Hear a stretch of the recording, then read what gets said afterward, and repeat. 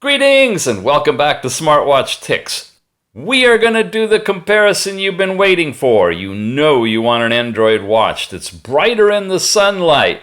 You know there's two on the market now. There's the i3 and the THOR PRO. Which one do you want? Well, let's talk about that. First of all, let's talk about this. Both of them are available from Banggood. The Bakeey i3, the newest addition to the Android 5.1 1.54-inch community of watches with a transflective screen, is available. Check the show notes for a buying link and if I've got a discount for you. The prices are always shifting, so hard to tell. This is the latest price right now from Banggood on the THOR PRO. If they turn out in your mind to be identical, then shop on price, but shop at Banggood, okay? Using our links. Thank you very much.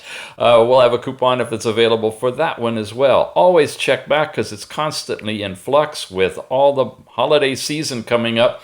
With things like Black Friday and Cyber Monday, the prices will continue to change. So, those are your options, that's your location, and these are the watches. And today what we're going to do is examine the differences between the two. Now before I even pick them up, because I really want to tick those of you off that are always upset that I don't even touch the watches until like 10 minutes into it, before I pick them up, I want to come back here to the spec sheet on the Bakeey i3 and point out that under special features waterproof, it says IP67.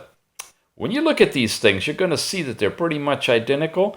When you look at the product literature, there's no big color picture showing the watch underwater and big waterproof sprawled all across it. The only place I see it listed is here in the spec sheets from Banggood on this particular watch. That's not convincing enough for me to dunk mine in water. I'm not going to advocate that the Bakeey i3 is waterproof, therefore. It's probably like all other Android 5.1, here we go, watches, in that they're not waterproof. The reason for that, when you get the cradle off of them, let's see, you push it down on the side with the camera.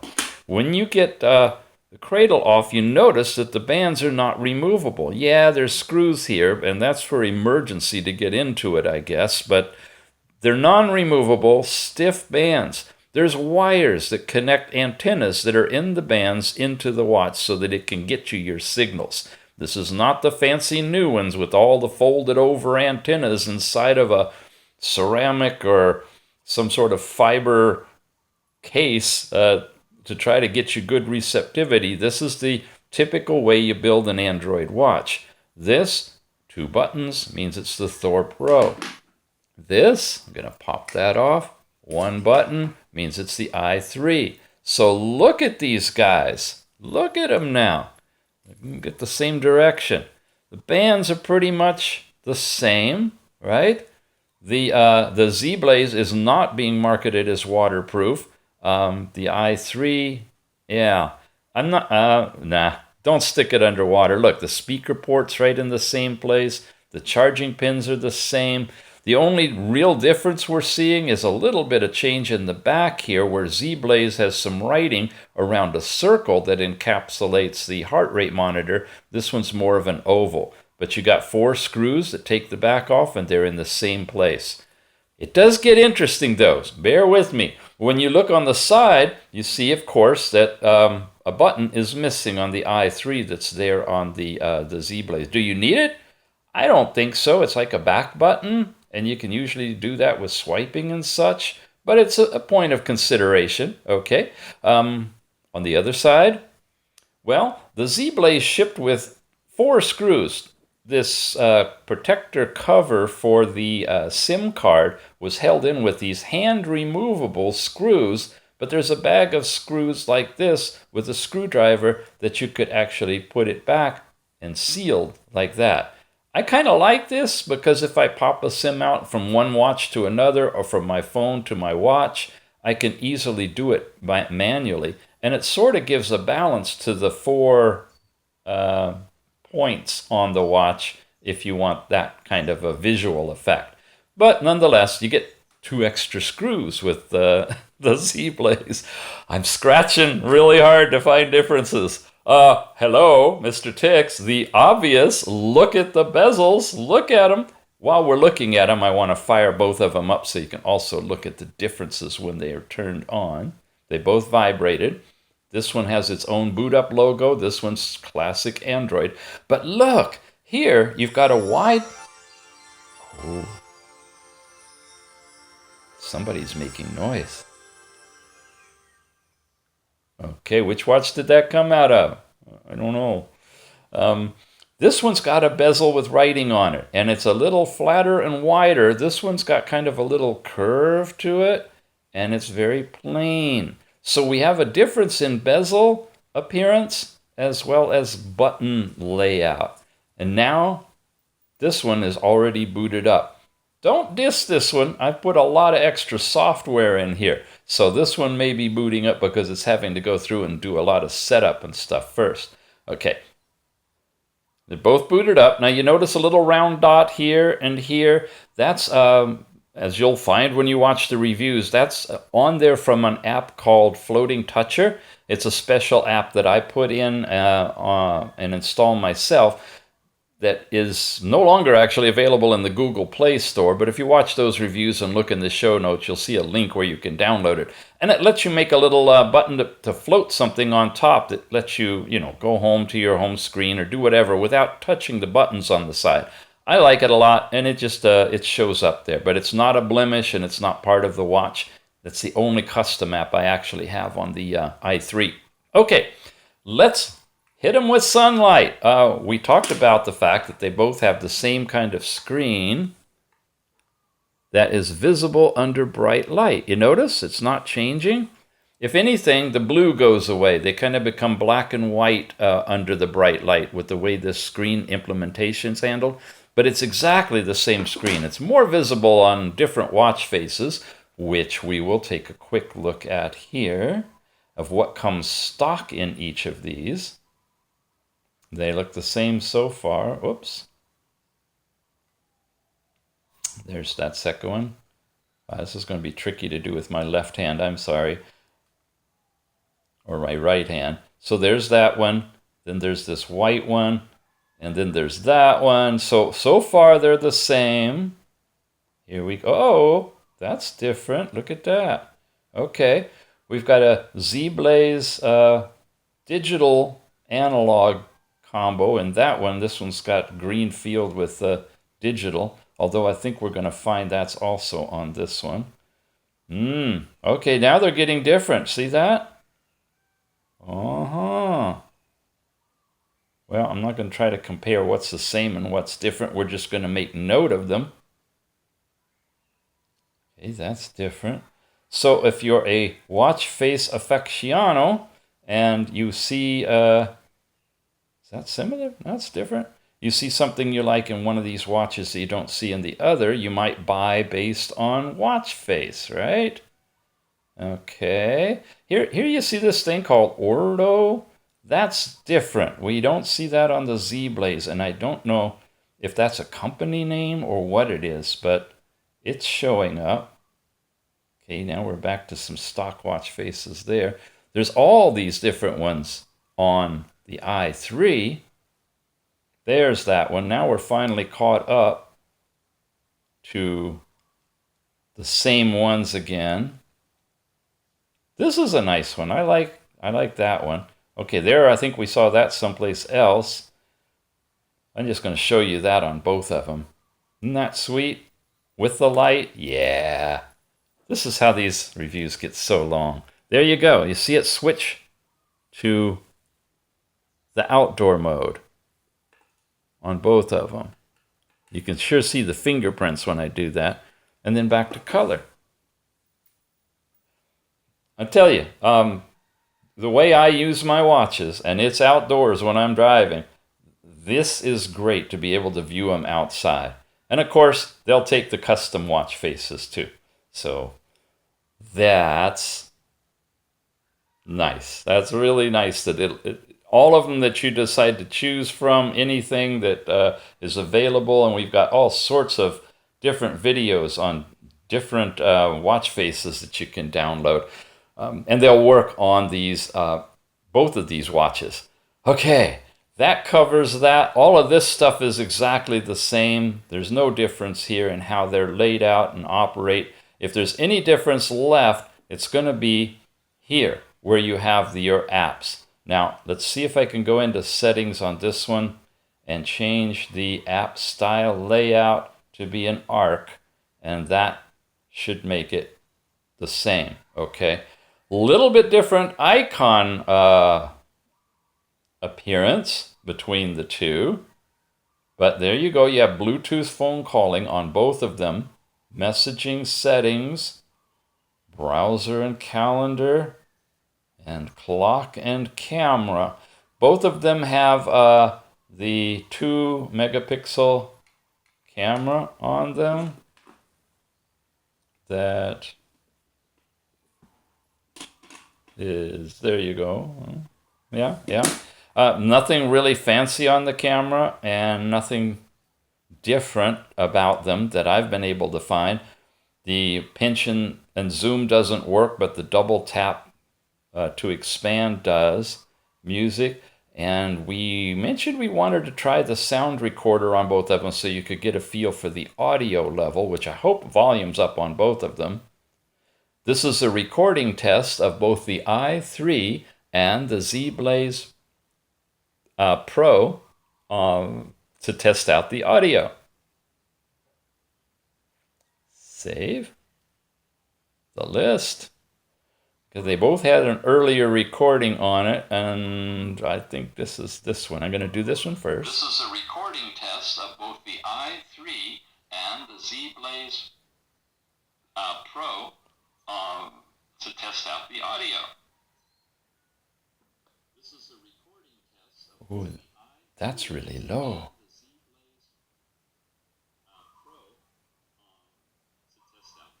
Okay, I'm going to check the volume level on this. Oh, we may have found our first significant difference. That's media volume. And just to make sure, alarm volume, ringtones. That's full volume, folks. Okay. And we're going back into the sound recorder. List in there. Wow. Very soft. Very soft. This is a recording test of both the i3 and the ZEBLAZE. Okay. Hands down winner is the i3 in terms of audio quality. It's really, really loud. That's exceptionally different. Glad we tested that. Other than that, you've got File Manager. Then you got Weather, Voice Search, Play Store, Maps. The Connect the Phone is for tethering. Your Health section. Oh, Health? Wait a minute. Connect Phone, Play Music. Huh, where's the Health in here? Calculator, Open Camera, Tune In Radio. These are things that I've put in. These are my own apps now that I've added. There's Health. Okay. Wow, we didn't cover Health on the i3, did we? Yeah, we did. We have heart rate and pedometer. Those are stock apps. And sorry, they're getting kind of mixed up here now because they're getting sorted with my installed ones. I've really worked a lot with the THOR Pro. And this is just stock the way it comes. There's the music control, Find My Device, Remote Capture, and there's music control. Switch platform, Find My Device. Okay, so all the other stock apps are basically the same. So far, the only significant difference we found is in the volume. And this i3 is much louder and boomier. It has a good solid bass to it. But wait, there's more. No, there can't be. You've shown us everything. No, I haven't yet. I want to show you this. First of all, let's do this, the docks. Okay, this is the dock that came with the THOR Pro. This is the dock that came with the i3. They're different. See that? This has got a little thing sticking up that one doesn't have. The pins are higher here than they are there. The bottom has the cutout to match the heart rate monitor on each of them. This one's circular, right? The USB is the same. They're held in with screws the same. So there's a slightly different molding. But it begs the question, will this one fit on this watch? And will the other one fit on the other watch?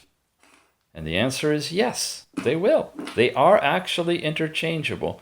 Not sure they're meant to be, but hello, getting it just right. There we go.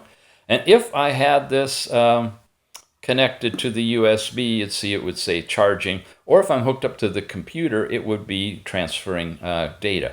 So they're different charging cradles, but they are interchangeable.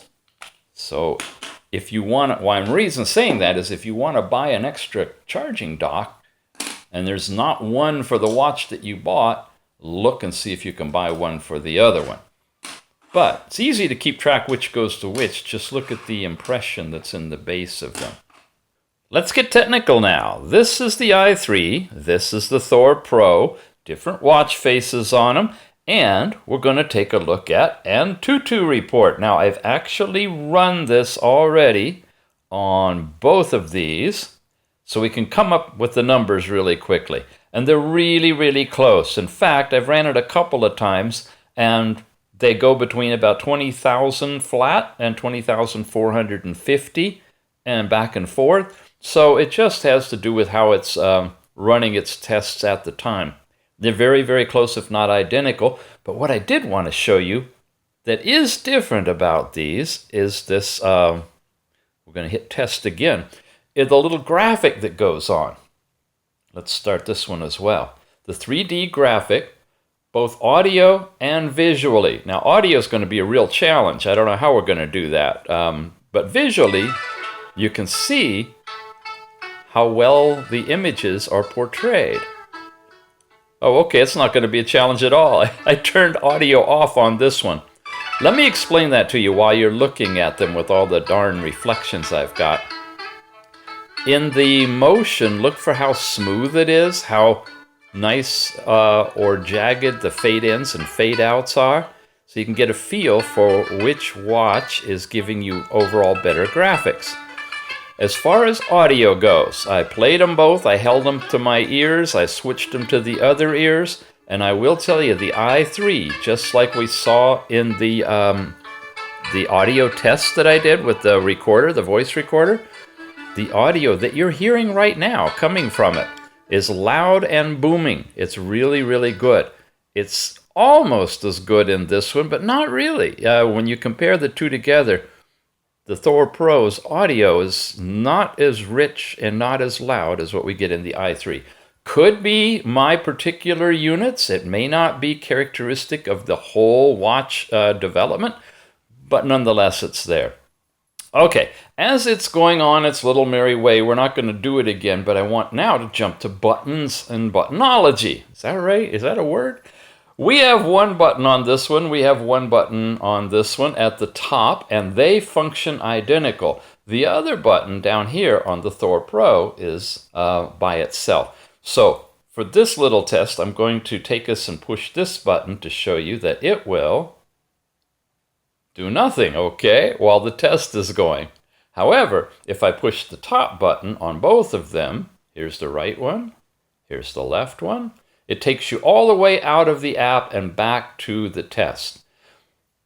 To show you what the bottom one does, let me scroll you into just the basic settings here. When we go deep into a level of settings like the display, like the sleep time, and then you select a sleep time, if you press this top button, it takes you all the way back to the top of settings. If you instead are way down in here and you press the bottom button, it takes you up one level. So it's a back button. It's taking us 3 pushes to get back to the same place that one goes 1. Okay, you say, when you press and hold the top button on both of them, you get this menu that lets you do all these different things, including closing out the most recent tasks, right? Which I want to do right now on both of them for where we're going to go. Oh, lots of stuff open. Okay. What happens when you press and hold the bottom one? Well, let's get down deep into something again, like here. We saw that you press it once, it's going to take you back up one level. Press and hold, and nothing except my pretty little face. Hello there. I'm always catching my reflection. It doesn't do anything till you let go. It takes you up a level. Okay, so there's not really anything going on with that bottom button per se when you press and hold it. It's only functioning when you just tap it. So do you need it? It's a back button. You don't have the back button on the i3. If you're going to be nested deep into something and you want to go up one level and then over and down another level, like in File Manager, if you were managing your files, you might want it. Otherwise, it's functionless for press and hold, and it's only a back button when you touch it. Now, what about GPS? Okay, let's cover that. In fact, I'm going to show you something else that's subtle I can't figure out while I do that. Here it is, Engineering Mode MTK on the i3, but I'm going to get there by tapping here and tapping here. Again, that's Floating Toucher, and this is all of the apps that I have installed in the watch, so I can get to it easily. Not what I wanted. Of course, I could just press it there, but watch this. If I look for it, there it is. It's right near the button, Engineering Mode, MTK. I'm going to scroll it up just a little bit, but before I do that, I'm going to tap this button and show you. Here's all my apps on this phone. You see something different? Yeah, I do too. The layout. I have no idea why these icons are bigger and there's fewer on the screen than this one. Can't for the life of me figure that out because it looks like all the font settings are the same in everything else. There it is on this one. So if it's not something that's settable, then if you prefer larger icons and easier to read, you might go with this one. Otherwise, it's this one. And it very well could be a setting buried somewhere that you change the overall font size.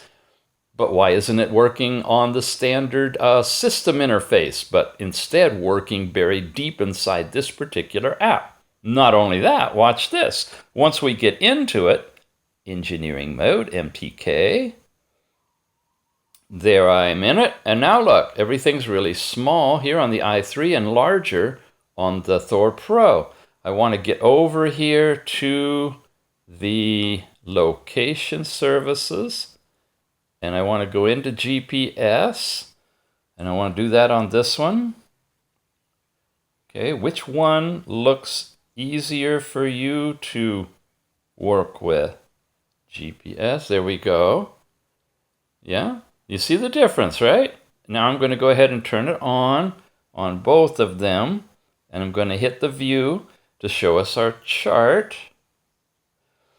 And there you go, with the graph of the sky and then the thing down at the bottom where the bars would pop up.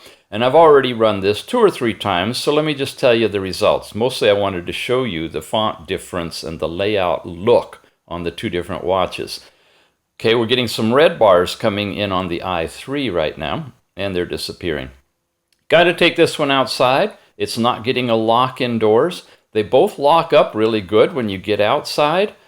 The i3, when you come back in, tends to last a little longer than the THOR Pro, but not significantly, matter of a few seconds. I'd say they're very, very similar, and any differences may be just simply between the units themselves. So as far as I can tell, the implementation of the GPS is identical. I'll go ahead and say that, within statistical tolerance.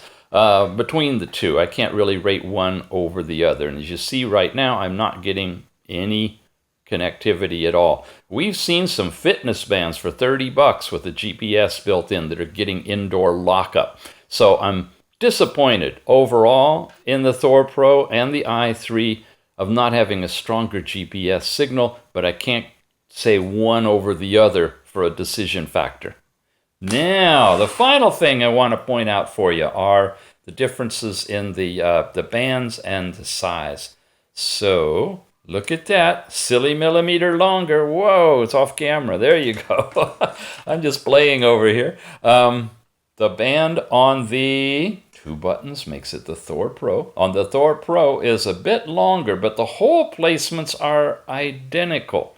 So you're not going to get extra holes and fit for larger or smaller wrists. It's just that the band is a little longer. Whoa, look at this one. This has holes on the THOR, but not on the i3. Okay. Interesting. How about size now? I got to tell you, this one looks like it's a little bit smaller than this one, and we're going to confirm it with the measurement. If I take this, I'm going to go first from the camera tip to the other side in the middle, 49.8. Yep, 49.8. Now, same thing here. Camera to the middle is 49.7. All right. No, it's the same size, really. Interesting. The diameter looks smaller with that bezel layout the way it is. If I measure it 48 exactly, where I'm not across from any buttons, try it right in there. 48.2. 48.1, 47.9. Hitting it exact is really tricky. 48. I'm 48.4. It could be just a little bit larger. It could be. Let's put us on the same watch face. Let's go back to that one, because the watch face might be distracting the appearance of the diameters. Okay. Try to give them same distance from the camera. What do you see? You see a bunch of stuff in the background.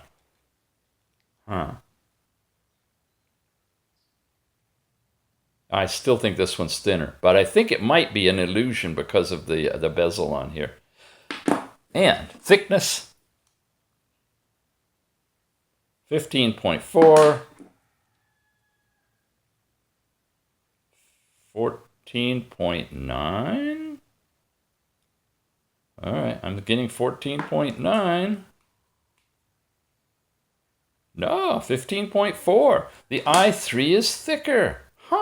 Really? Okay, just a little bit, but it appears to be thicker. Well, then that means it should be heavier, right? Let's bring over the scale, the bloomed out scale. Can you read it a little bit? Okay. What am I looking at? This is the i3. i3 weighs in at 83.7 grams compared to the THOR Pro, 84.2. Lighter weight, thicker, interesting. All in all, from the tests I've been able to do, wow, it's updating? Updating what? Hello? The tests I've been able to do, they're really, really close. I like the sound a whole lot better on the i3. It might be a setting issue on here, but I don't think so because I turned the volume all the way up. So that could be a deciding factor. Price is always a good deciding factor.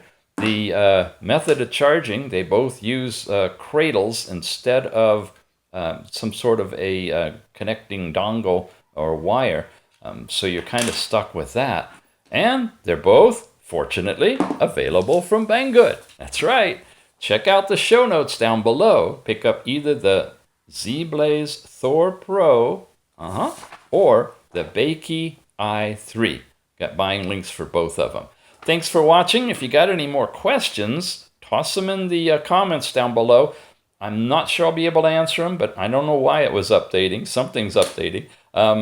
If I can, I will. If it's too much to go into, I've got so many watches to cover. Somebody else that knows, please jump in and answer for me. Otherwise, we'll just leave the question open. But it's good to have your questions, so appreciate your comments, your subscriptions, your thumbs up, and we will see you again soon.